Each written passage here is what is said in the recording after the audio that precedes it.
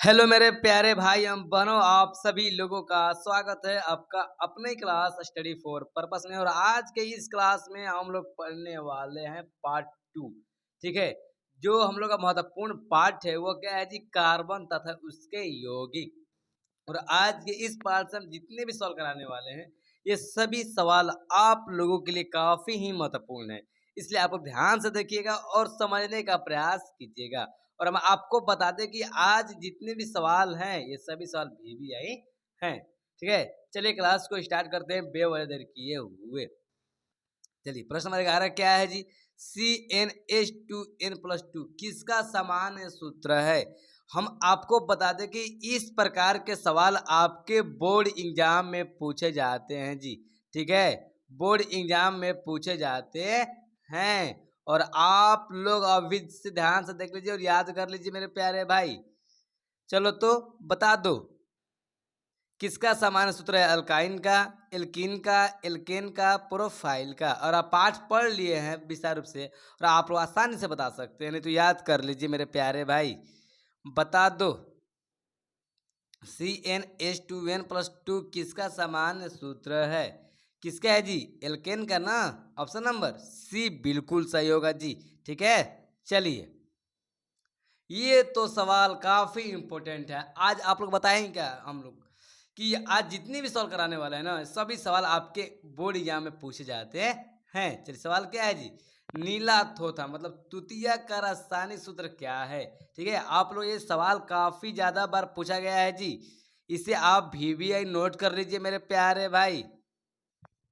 नीला थोथा का रासायनिक सूत्र क्या है। ऑप्शन नंबर ए है CuSO4 7H2O, बी क्या है जी CuSO4 5H2O, सी क्या है CuSO4 4H2O, और डी क्या है जी Cu मतलब SO4 मतलब कॉपर सल्फाइड ऑक्साइड।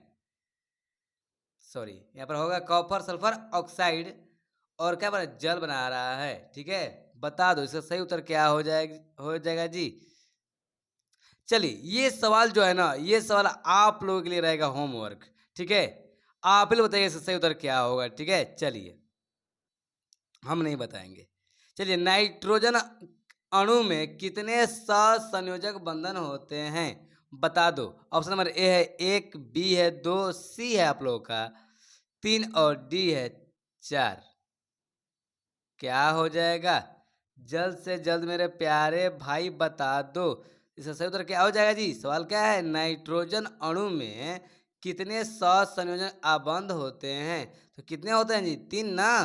तो ऑप्शन नंबर क्या हो जाएगा, सी बिल्कुल सही होगा जी। चलिए अगला प्रश्न क्या है हम लोग का, अगला प्रश्न है संगमरमर का रासायनिक सूत्र क्या है। ये सवाल हम आपके लिए होमवर्क नहीं देंगे जी, क्योंकि आप लोग जानते हैं कि अभी आप लोग नए नए हैं और आप लोग याद नहीं किए हैं। अभी आप लोग लापरवाही कर रहे हैं मेरे प्यारे भाई, सही बात है। चलिए जानते हैं कि काफ़ी बच्चे पढ़ाई भी कर रहे होंगे जी, और काफ़ी बच्चे लापरवाही भी कर रहे होंगे मेरे प्यारे भाई जितने भी हैं। मेरी प्यारी बना और अरे बहन तो कुछ बात मत कीजिए जी, दिन भर काम करते हैं और रात भर पढ़ाई करती है। और भाई काम करते साथ साथ पढ़ाई करते हैं। ठीक है, चलिए संगमरमर का रासायनिक सूत्र क्या है। चलिए हम डायरेक्ट आंसर बता रहे हैं जी, याद कर लीजिएगा CaCO3। ठीक है, चलिए अगला प्रश्न क्या है जी, चीनी का रासायनिक सूत्र क्या है। इस सभी सवाल को आप लोग देख रहे होंगे तो आपको लग रहा है कि नहीं भैया ये सब सवाल आता है एग्जाम में। बता दो चीनी का रासायनिक सूत्र क्या है, बता दो मेरे प्यारे भाई, चीनी का रासायनिक सूत्र क्या है। चलिए इसका जो सही उत्तर होगा वह होगा आप लोगों का ऑप्शन नंबर सी। चीनी का रसायन सूत्र क्या है जी, सी मतलब C12H22O11। मेरे प्यारे भाई याद कर लीजिए इस प्रश्न को आप लोग। ठीक है, चलिए और नए जुड़े हुए हैं आप लोग तो सब्सक्राइब कर दीजिए। छोड़िए, नहीं करना है तो पढ़ाई करते रहिए आप लोग। सब्सक्राइब करने से क्या होता है, सब्सक्राइब करने से यही फ़ायदा होता है कि जो हम वीडियो छोड़ेंगे ना वो आपके पास पहुंच जाएगा। और अनसब्सक्राइब करने से क्या होता है कि आपके पास वो वीडियो नहीं पहुंच पाएगा। ठीक है, और तैयारी की बात है तो हम तैयारी आप लोग करवाएंगे, रिवाइज हम करवाएंगे जी। ठीक है, जी हम लोग वाईफाई बिठा देंगे तो क्लास में आपका लाइव क्लास शुरू हो जाएगा जी।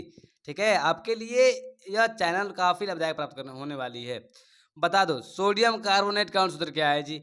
बता दो मेरे प्यारे भाई, सोडियम कार्बोनेट का अणुसूत्र क्या होता है? Na2CO3। अभी आप लोग याद कीजिए जल्द से जल्द मेरे प्यारे भाई।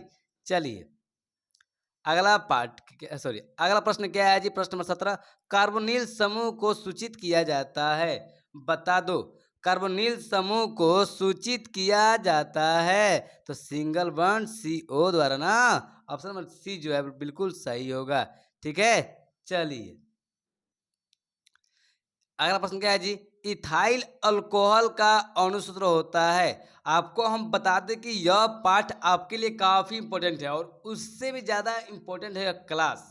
ठीक है, क्लास बहुत इंपॉर्टेंट है जी। पार्ट 2 बता दो तो इथाइल अल्कोहल का अणुसूत्र क्या होता है? क्या होता है जी? C2H5OH। ठीक है, ऑप्शन बी है बिल्कुल सही है जी। चलिए अगले प्रश्न।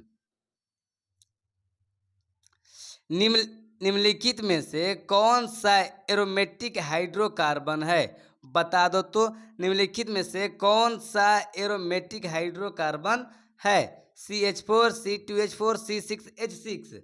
जल्द से जल्द मेरे प्यारे भाई बता दीजिए, या क्या हो जाएगा? C3H8।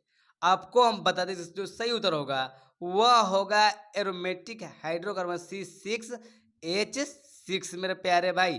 ठीक है, चलिए चलते हैं अगले प्रश्न पर।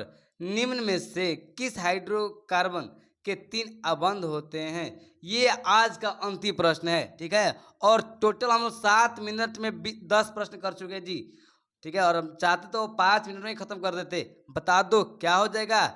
3 अबंध पाए जाते हैं C3H8। ठीक है मेरे प्यारे भाई, जो ऑप्शन नंबर सी है बिल्कुल सही होगा जी।